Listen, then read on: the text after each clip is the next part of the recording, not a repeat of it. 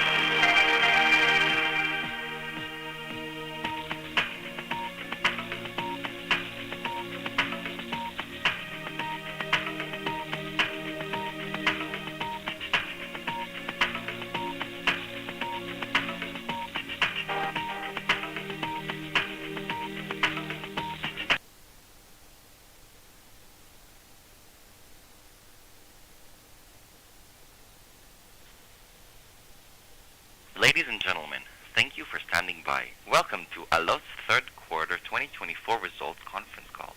All participants are at present in listen-only mode. Following management's formal presentation, instructions will be given for the question and answer session. As a reminder, this conference is being recorded. You should have all received by now the company's press release. If you have not received it, please contact Allot's Investors Relation team at EK Global Investor Relation at 1-212-378-8040 or view it in the news section of the company's website at www.allot.com. I would now like to hand over the call to Mr. Kenny Green of EK Global Investor Relations. Mr. Green, would you like to begin, please? Thank you. Good day to all of you and welcome to Allot's conference call to discuss its financial results for the quarter. I would like to thank Allot's management for hosting this conference call. With me today on the call are Mr. Eyal Harari, CEO, and Ms. Liat Nachum, CFO. Following Eyal's prepared remarks, we will open the call for the question and answer session, and both Eyal and Liat will be available to answer those questions. You can all find the highlights of the quarter, including the financial highlights and metrics, including those we typically discuss on the conference call, in today's earnings release. Before we start, I'd like to point out the following safe harbor statement. This conference call may contain projections or other forward-looking statements regarding future events or the future performance of the company. Those statements are early predictions and Allot cannot guarantee that they will in fact occur. Allot does not assume any obligation to update that information. Actual events or results may differ materially from those projected, including as a result of changing market trends, delays in the launch of services by Allot customers, reduced demands, and the competitive nature of the securities services industry, as well as other risks identified in the documents filed by the company with the Securities and Exchange Commission. Also, the financial results in this call will be presented mainly on a non-GAAP basis. Allot believes that these non-GAAP financial measures provide more consistent and comparable measures to help investors understand Allot's operating performance in the quarter. For all the data, please refer to the financial tables published in the results press release issued earlier today, which also include the GAAP to non-GAAP financial reconciliation tables. And with that, I would now like to hand the call over to Eyal Harari, CEO. Eyal, please go ahead. Thank you, Kenny. I would like to welcome all of you to our result conference call and thank you for joining us today. I'm very pleased with the third quarter results, which show the strong progress we have made. These results demonstrate a return to financial stability and renewed revenue growth at Allot. We achieved our first non-GAAP operating and net profit in 3 years, a positive operating cash flow, and importantly, our net cash level has increased for 2 quarters. Building and refining our long-term strategy is an ongoing process which is aimed at leading us into an era of profitable growth for years to come, and I will address this in few minutes. We are especially excited about the continued momentum in our growth engine, the security business, where we see strong opportunities and revenues which are rapidly expanding to become larger part of the mix as each quarter passes. Our third quarter security as a service revenues increased by 69% year over year in line with our expectations. This growth is largely driven by our extensive and growing list of top-tier customers, as well as increased traction of our security solution among the subscriber base of those customers. I want to highlight a few examples of recent new service launches. Just recently, we announced that Vodafone UK expanded its cybersecurity services to protect fixed broadband customers by launching SecurityNet Home, powered by Allot's SECaaS solution. Vodafone's new offering to its customers will be part of their mobile security services, enhancing threat protection across both mobile and broadband networks and across all customer devices on the home network. We also announced that MEO, a leading telecommunication service provider in Portugal, introduced a new cybersecurity service built on our security solution for their fixed broadband customers. Our solution complements their existing mobile cybersecurity service, brings customers a unified, converged solution for both their mobile and home networks. These new security deployments, built on our SECaaS solution, will allow us to continue to accelerate subscriber growth and further bring us long-term recurring revenue and growth. We continue developing our strategic plan, aiming to leverage our core strengths in security and network intelligence to drive long-term profitable growth. We are positioning Allot as a security-first company, consolidating our focus around a unified business unit that builds on our unique security offering. This strategy is designed to maximize synergies between our existing network intelligence assets and our security offerings, allowing us to deliver a differentiated and fully integrated solution for customers. This combination creates a compelling value proposition, and only a handful of companies are as uniquely positioned as Allot to offer such an integrated approach. We believe it will strengthen our market position, enhance our customer offerings, and make us a more agile and innovative company. We are reorganizing ourselves to be more customer-centric and a more efficient organization, structured to better support evolving customer needs. Our business units will have a regional focus on sales and customer success, empowering them to function more effectively while enabling a more personalized approach. We believe this will allow us to open new opportunities for expansions within our install base, as well as gain new customers. We are exploring the potential of our products to provide additional value to customers focused around cloud and 5G markets, including enterprise customers. In particular, we see the potential demand for our traffic management and cybersecurity solutions, which can be implemented in the cloud. The process of refining and finalizing our strategic plan remains ongoing. I look forward to providing more insights and detailed discussion on our strategy and progress during our full year results that we will report early next year. In summary, Allot is entering a new chapter as we approach 2025. We are on a positive trend towards financial stability and renewed growth. We are very excited we improved this quarter both our profitability and cash position. The core security business continued to gain strong momentum, as demonstrated by the expansion of our partnership with major telecom providers like Vodafone and MEO, which significantly expand our potential recurring revenue base.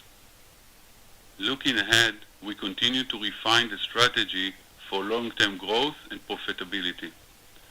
I'm increasingly optimistic with the direction that Allot is headed and excited about the growing opportunities before us.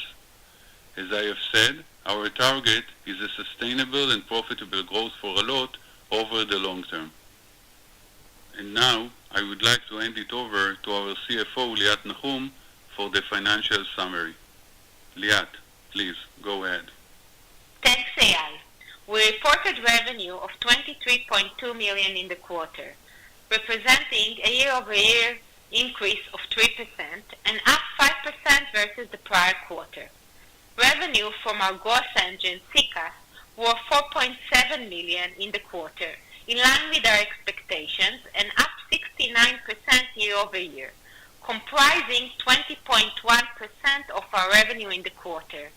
Our SECaaS annual recurring revenue as of September 2024 was $17.2 million.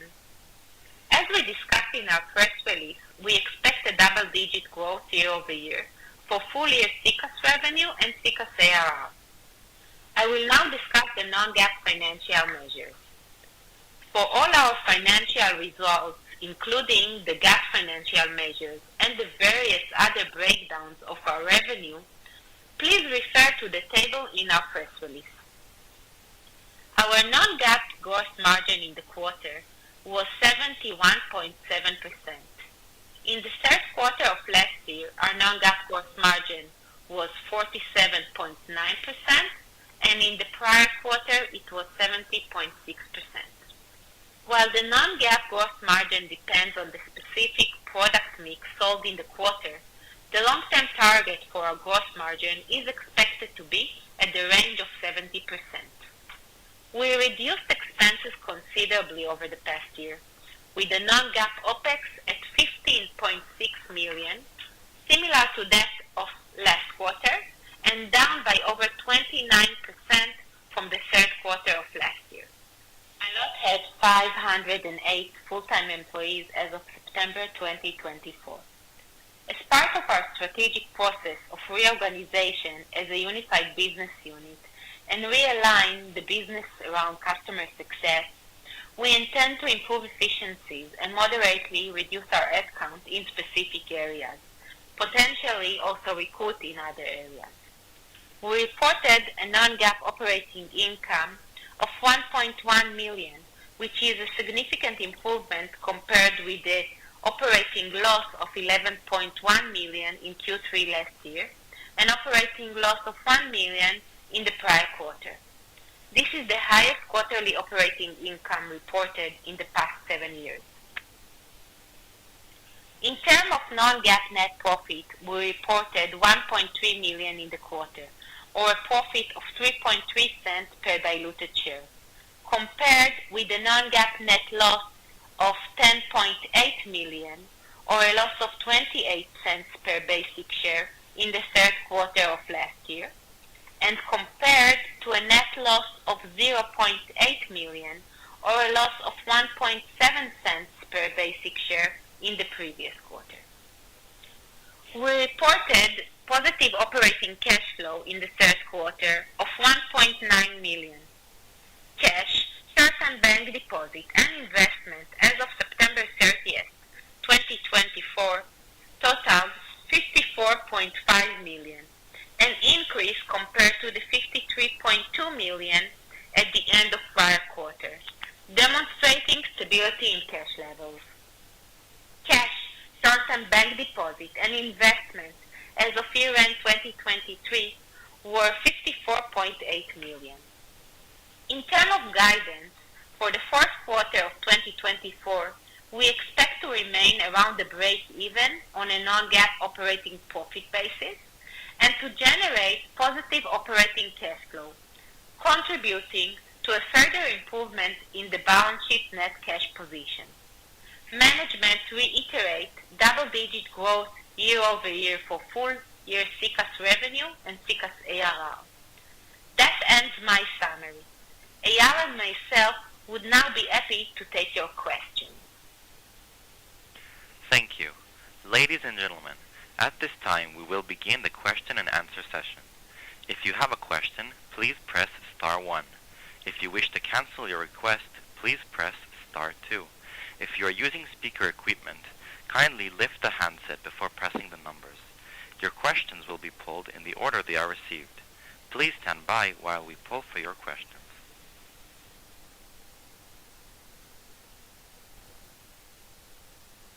The first question is from Nehal Chokshi from Northern Capital Markets. Please go ahead. Yeah, thank you, and congratulations on the strong profitability results. Got a bunch of questions. Let's start with the ARR growth guidance. I think the press release says double-digit CCaaS ARR growth. I believe that's you're saying that on a year-to-year basis, yeah. And so technically, that could mean a Q declining CCaaS ARR, just mathematically. I don't believe that's viewed as a possibility given the ARR was up 62% year-over-year in the September quarter. So can you first verify that is not the expectation, and you do indeed expect ARR to be up Q-over-Q? Thank you, Neil. Yes, we are definitely excited from the good results and first quarter of generating operating profitability for a while and our strong cash increase this quarter. As for the CCaaS ARR, we continue to see growth, and we expect to see growth also next quarter. And we are still projecting double-digit growth on the numbers. As you could see, this quarter we had higher revenue for the CCaaS compared to the ARR, and this is due to some catch-up revenue we had with one of the customers that paid us some services that are not recurring for the future. This is why our ARR is a bit lower than the revenue that is higher this quarter due to this catch-up. We are expecting to further grow the ARR next quarter as we see further increase of use by our existing customers, as well as some additional customers in the forecast that we are expecting to be launched over the quarters. All right. Okay, great. That's super helpful. And then why are you expecting only flattish to a slight decline in operating profit on a Q-over-Q basis? I guess it probably is related to the non-recurring CCaaS revenue that was recognized in the September quarter. Exactly. So I think most important, we are now focused on our strategic plan to drive the company into a long-term strategic, sustainable, profitable growth. As you know, we are still heavily relied on CapEx deals and non-recurring revenue, which is harder to predict. While we are improving and transforming the company into more recurring model, and as our CCaaS becoming more and more dominant part of our revenue, we are starting to see more stability and more predictability in the results, but it's still a process. So in the next quarter, we are looking to continue with this trend, and we are looking to continue to have good performance. A lot will be dependent on few deals that it's a matter of timing. So this is why we are more, I would say, conservative with our guidance. Okay, great. And then the ARR, CCaaS ARR did increase, I think, a record amount on a Q-over-Q basis. What's the driver of that record amount of Q-over-Q increase in CCaaS ARR? So it's a mix, we hit record amount, and it's a mix of new services launched by our existing customers. We had a couple of press releases with Vodafone in the UK and Neo in Portugal that are increasing their partnership, expanding their partnership with Allot into additional services. We also continue to see increasing attach rates and increasing customer base from many of our customers. So overall, all of that contributes into our ARR increase. Got it. Could you potentially parse that 2.6 million Q-over-Q increase between new versus existing CCaaS customers? Is it about 50-50, or is it more weighted towards new? It's not something we share. Okay, understood. Is it fair to say, though, that because over the past 2 quarters at least, the CCaaS ARR was increasing about $1 million each quarter, I believe largely due to existing customers and probably most specifically good success of Verizon's fixed wireless access within the SMB segment. So is it fair to say that at least that particular part continues to see similar sort of momentum? Again, as I said, we see both growth on our CCaaS ARR is coming from 3 parts. One is increased usage and higher penetration with the accounts we already work with. Then we have additional services, new service launch within the customer we work with, like we announced on Mio Portugal and Vodafone UK. And of course, new customers that are joining to our install base. What we see is overall we are very happy with the progress on all three fronts, and we are looking to further invest in order to expand in order to continue this high growth rate in the years to come. Okay.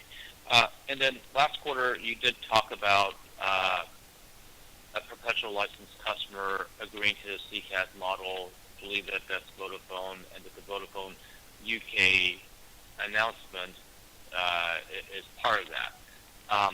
The question here is that is it just limited to one region? Is the CCaaS agreement limited to just one region with that perpetual license customer, or is it going to be rolled out to additional regions beyond the UK? We are working with our customer to deploy in all possible countries. We don't provide any more specific details on that, and if we will have anything we can share in later quarters, we will be happy to share. Okay, great. Just a few more questions. For gross margin, it did improve 113 basis points Q2. Is that largely due to that non-recurring true-up in CCaaS revenue? Liat, can you take that? Yes, sure. So as I said, yes, part of it is indeed the increase in CCaaS due to the one-time catch-up that we have, but also, as we always say, it's related to the specific type of deals that we have in the quarter. So in overall, we can say that we are very happy with the gross margin, and we intend to continue with this trend and be in the range of 70%, and make sure that also the product mix is supporting that. Got it. Okay, great. And what's the driver behind the improved gross margin outside of CCaaS revenue? Is it a more benign competitive environment, or is it something else? So overall, we are putting a lot of emphasis on making sure we are taking the right deals. We want to make sure we are engaged with customers in a model that is making sense for Allot. And that with the increased mix of the CCaaS that is in general more higher gross margin, this is what drives our overall improvement. Okay, great. And then I did notice that the R&D line did come down another $1 million on a Q-over-Q basis. Are there any particular R&D programs that have been cut due to this R&D reduction? No. So the R&D compared to last year was reduced as the company was doing some optimization about a year ago. In the last quarter, we didn't see any decrease. What you might see is part of some government support we receive for R&D funding that is part of our Q3 numbers. But overall, we are expecting to see similar R&D level on the yearly base. Yeah, and that government support, is that continuing for a foreseeable future, or was it just a one-time thing? It's a yearly grant that we expect to continue, but it's a per year decision. So overall, it's a good estimate to take similar levels. Yeah, that's great. As for your comment, we are continue to invest in our R&D as we want to create more innovation. I highlighted we are now running under a single business unit to drive more innovation around security, and we are looking to further enhance our unique offering to provide customers innovative software and drive more growth. Essentially, this is our long-term growth engine, and we want to further continue to invest there. Okay, great. And then early thoughts on calendar 25, especially with respect to non-CCaaS revenue? So it's a bit too early. We are now busy on our planning for next year, but overall, we are looking to continue to grow.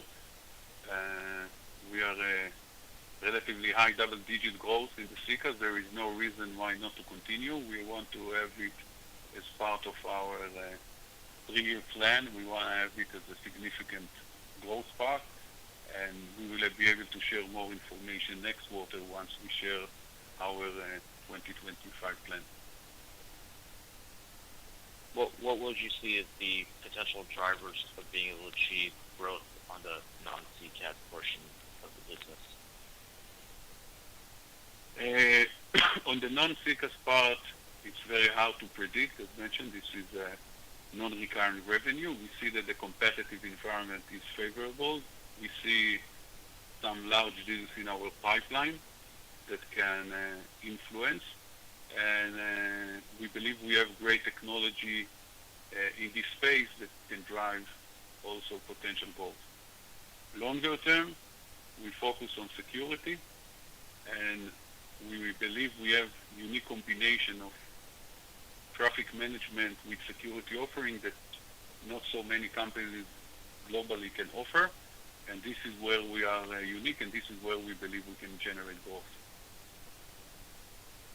Great. Thank you for taking all my questions. Thank you, Jan. There are no further questions at this time. Thank you, everyone. And with that, the call is concluded.